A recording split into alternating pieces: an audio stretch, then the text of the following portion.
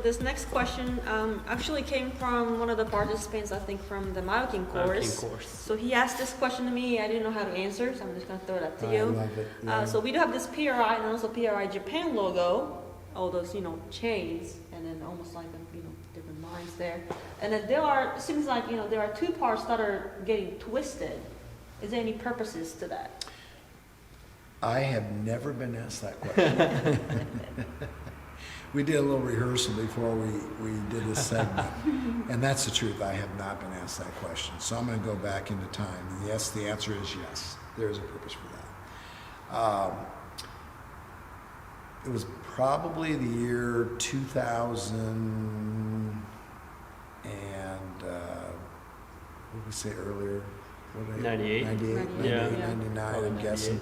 And don't hold me to that, but I'm guessing 98. The Institute started. Yeah, and the reason I said that is because at the start of the Institute, we had a man I worked with, his name was Rob, he's still alive, Rob Tavies, Tewees, Rob Tavies. And Rob and I worked in the same office on the west side of town before I started my clinic called the Alaska Clinic, and before we started this Institute.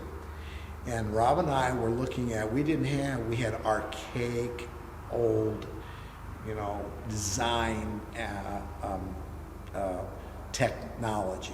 I mean, I still remember it. And Rob he could do anything. This guy could do anything. And we looked at probably, Rob, I wish you were here, we looked at least at 15 different icons, similar to that one. And the whole process of looking at the icons required what we're going to do right now. And that's important for me to share that with you because this obviously was the winner. And it is a winner for lots of reasons. But I want to hone in on those two flattened areas of the icon, okay? Because you asked. So when you look at the iconic symbolism of this, if I were to put an icon together or an image or an illustration of the cross-section, the sagittal cross-section, or the sagittal section of the diaphragm, and I were to go to the left where the central tendon on the left side is being looked at closer than the midline or the right central tendon, okay? And I put a line right through that diaphragm on the left side, you wouldn't see the psoas attachment, you wouldn't see crura attachment, you would see brachial chain, and then as you come up and around between those two arrows, the chain would be gone. It's like a 3D image, it's like an MRI. The chain wouldn't exist anymore because you left the midline of the body. So when you go up through and I'm glad we're doing this in a discussion way versus me illustrating it on a board, because it makes me honest, Si. So if I were to start up here and draw that icon, on the left side, the ribs would be more what on the left side? Up. Your zone of apposition would be poorer, and that diaphragm would therefore be more what? Flat. But as you come down that sagittal segment, it would disappear, because now the central tendon and its crura would have to be going towards the midline, right? So you wouldn't see it. Now, if we went on the right side and did the same thing, you would see an individual that had more of a convex concavity type of a thing, not a flatness kind of a thing. The ribs would be more down, the central tendon would be more round, and it would disappear once you get past, once you come down and you get past T11, T12 for sure, it would disappear. It would be gone. Now, this is a representation of the center of that body, because you now have still brachial chain, you have the dome at T8, and you come down, and then once you start going into the lower part of the abdominal cavity, you're going to see it get a little flatter because the costal fibers now come out into your rib cage, come down to the middle, and then get right in front of that spine to become crural fibers. And as those crural fibers then leave as you continue to go down, they begin to do what? Spread out, okay? So now when you start to go out, you would see then that spine have some new fiber coming up called psoas fiber, okay? So you're seeing psoas fiber right in front of that spine, and where the arrow on the bottom reflects, you have a little twist. The right crus is more directly in front of the spine and larger and broader. It entraps a artery called the celiac artery through a medium arcuate ligament. And I'm really interested in medium arcuate ligament syndrome. I'm planning on going out to Denver here in a few months or weeks, hopefully, and see some patients that have been diagnosed with it. Now, the reason you ask that is because it's flat there. And the reason it's flat there is because, make sure I'm honest with this, okay?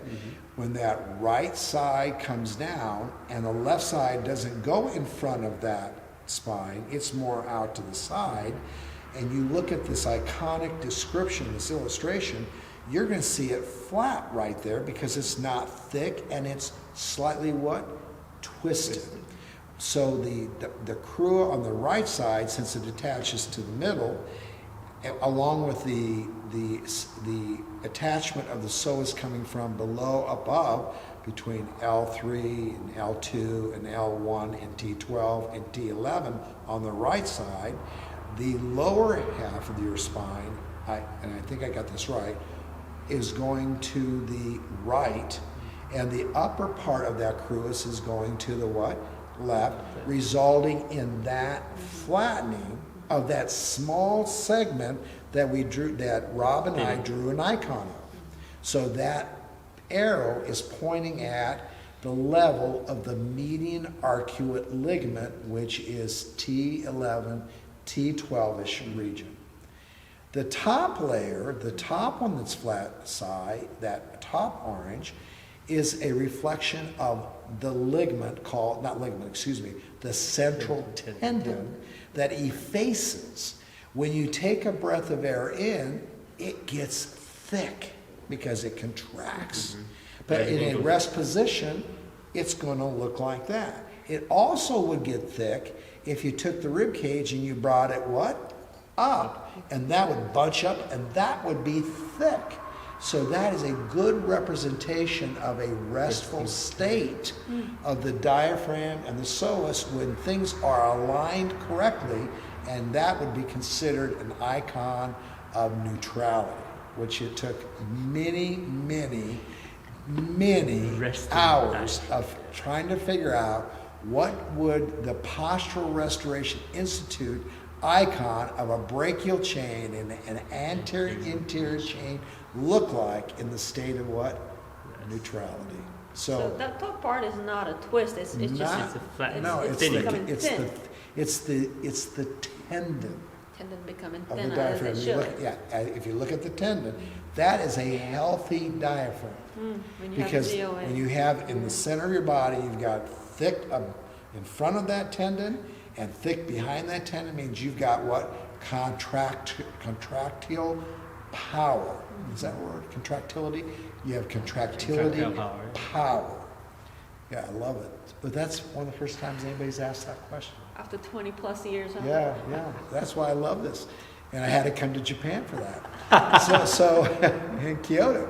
So Rob, someday I'll share this with you. And I love you a lot, Rob. You did a lot for us back in those years. We worked together for at least 2 years, maybe 3. And that is a Rob Tavy's illustration. And I wouldn't change one